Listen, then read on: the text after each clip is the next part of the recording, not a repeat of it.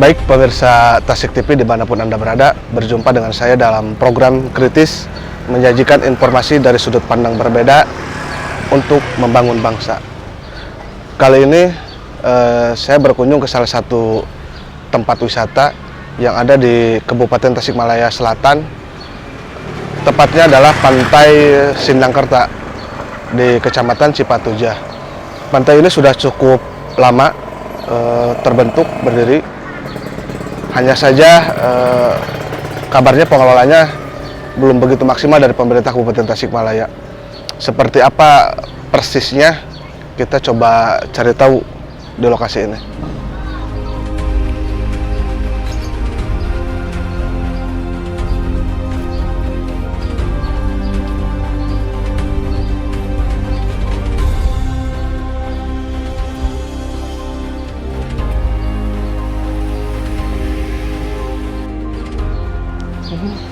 Ya, selamat siang. Saya kan mau coba masuk di ini Pantai Pada Sindangkerta. Sindangkerta. Iya. Berapa sih tiket masuknya kalau ke sini? Tiket masuk dihitung per orang, Pak. Oh, dihitung per orang. Ya, per orangnya Rp6.000. Rp6.000. Berarti Siap. asuransi juga, Oh Pak. iya, di sini siap, kan. siap.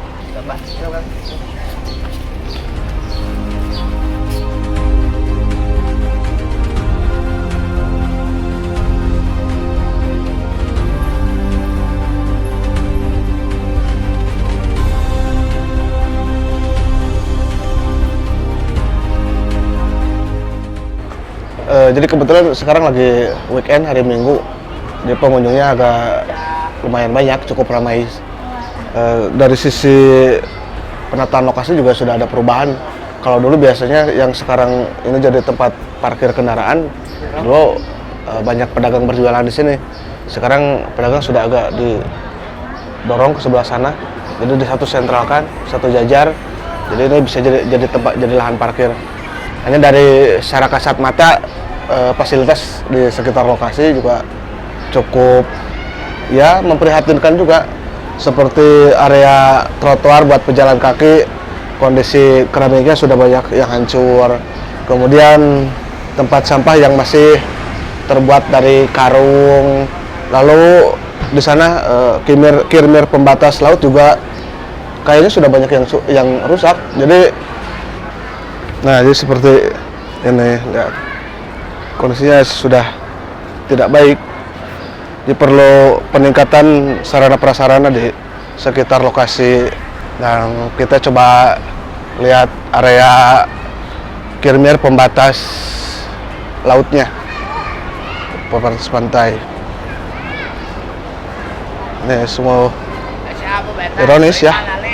Seperti ini kondisinya. Bisa dilihat hancur, rusak.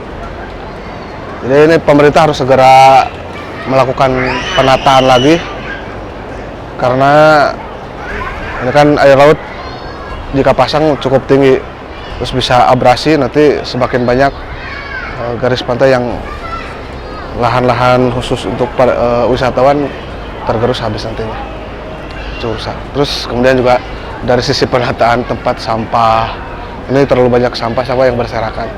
Jadi perlu pengelolaan yang lebih serius lagi agar Pantai Sindangkerta ini menjadi ikon yang benar-benar ikon seperti pantai lainnya di wilayah kabupaten lain.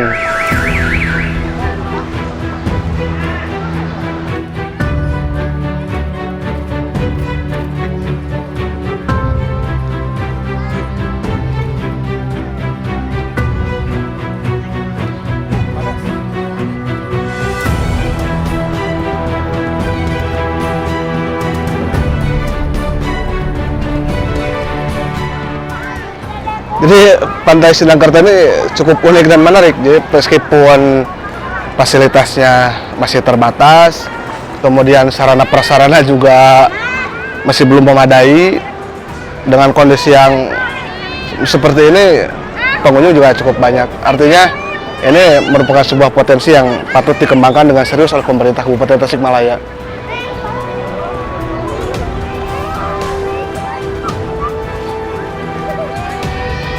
Nih lihat posisinya rusak nih seperti ini.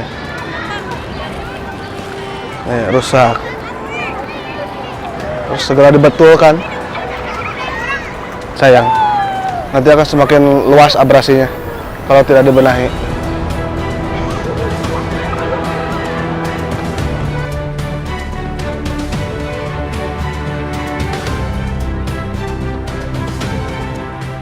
Baik, saat ini saya sudah bersama dengan Pak Kepala Desa Sindangkerta, Pak Sep Suryana ya? Iya. Pak Sep Suryana. Tadi Pak, saya sudah keliling, jalan-jalan, melihat sekitar lokasi pantai Sindangkerta. Cukup dibuat kaget juga dengan beberapa fasilitas yang ada, ya boleh saya katakan rusak seperti Iya, itu ya. iya. Ada garis kirmir pembatas pantai, Betul. kemudian trotoar tempat pejalan kaki, Betul juga, wisatawan. Sebagai pemerintah desa di sini, melihat kondisi infrastruktur seperti itu, seperti apa Pak Siap. tanggapannya? Ya, terima kasih sebelumnya telah sudi hadir ke objek wisata yang ada di Taman Nengsar Desa Sindangkerta terkait dengan keamanan kenyamanan. Untuk keamanan insya Allah Sindangkerta aman selalu. Juga yang saya harapkan dengan mungkin tadi sudah terlihat beberapa penahan abrasinya juga dikala itu 2020 ada pasang rob yang cukup besar sehingga TPT penahan abrasi tersebut pada hancur. Hancur. Betul. Itu hasil pembangunan di 2096. Iya. 1996 ya. Sampai sekarang alhamdulillah belum ada kelanjutannya atau tindak lanjutnya, apalagi itu tempat berenang anak-anak yang insya Allah kalau itu ditata semaksimal mungkin pengunjung lebih nyaman lah gitu, lebih nyaman, tidak ada kendala kaki kena karang lah utamanya gitu ya. Itu mungkin yang saya harapkan, itu dari dinas terkait apapun dari mana itu porosnya, mohon ada perhatiannya yang lebih untuk penataan di objek wisata Taman Nengsar Sindangkerta. Nah kan Pak Kuwu, sekarang pemerintah lagi menggemborkan tentang pariwisata seperti itu. Betul. Terus kemudian di Kabupaten Tasikmalaya ada yang disebut dengan desa wisata. Betul. Nah, salah satu bagian dari pengalokasian anggaran juga bisa digunakan dari dana desa. Betul. Nah, sejauh ini dari dana desa sendiri untuk penataan lokasi ini seperti apa Pak Kuwu? Ini sebetulnya bukannya nggak bisa untuk dari dana desa untuk dialokasikan ke Sindangkerta objek kesini. wisata. Cuman ini kan udah kontribusi udah masuk ke Pemda gitu. Jadi ya mungkin ini anggaran Pemda yang harus turun ke objek wisata Sindangkerta. Saya rasa kalau ada di dana desa nggak bakalan mungkin lah seperti itu. Jadi artinya perlu dari dinas teknis. Betul. Dalam hal ini dinas pariwisata mungkin Betul. seperti itu. Jadi kan saya cukup miris juga melihatnya.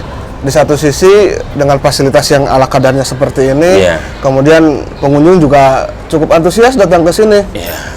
Tapi ya ini menjadi sebuah perhatian serius sebetulnya ya, harus seperti itu. Betul. Dari pemerintah Kabupaten Tasikmalaya juga memang Sindangkerta ini sebagai ikon wisata di Kabupaten Tasikmalaya seperti itu mungkin ya. Amin.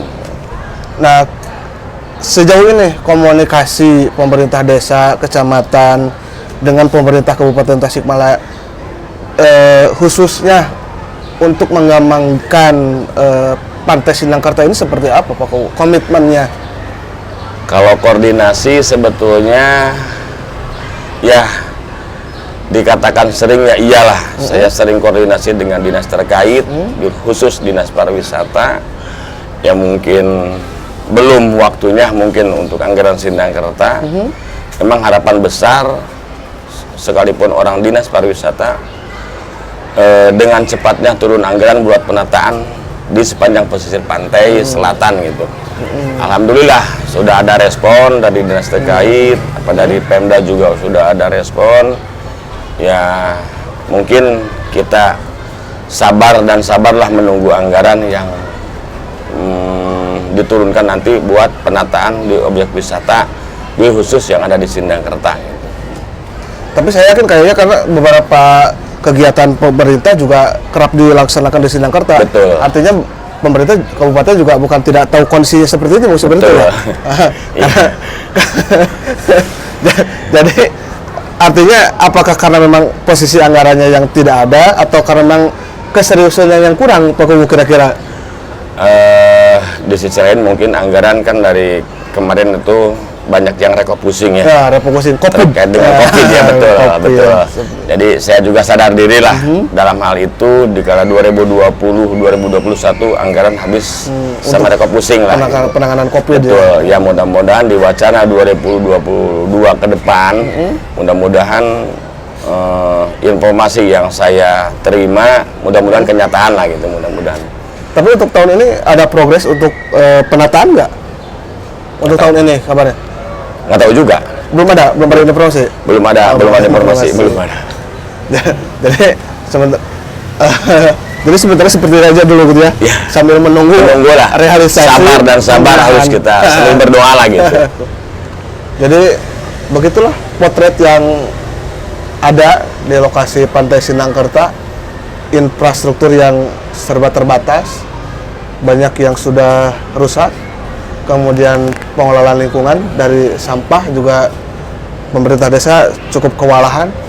Perlu adanya sebuah tempat pengelolaan termasuk armada seperti itulah mungkin.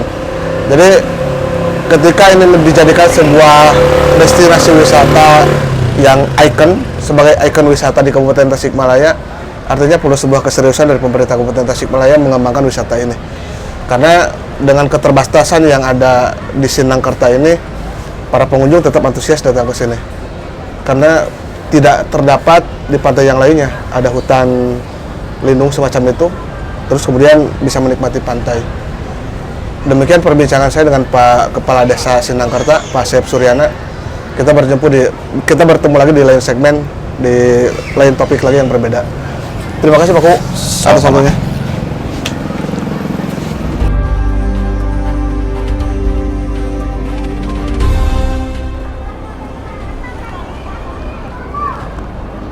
Demikian perjalanan saya di objek wisata Sindangkerta. Ingat, jangan sakit hati karena dikritik. Mari perbaiki diri untuk hidup lebih berarti.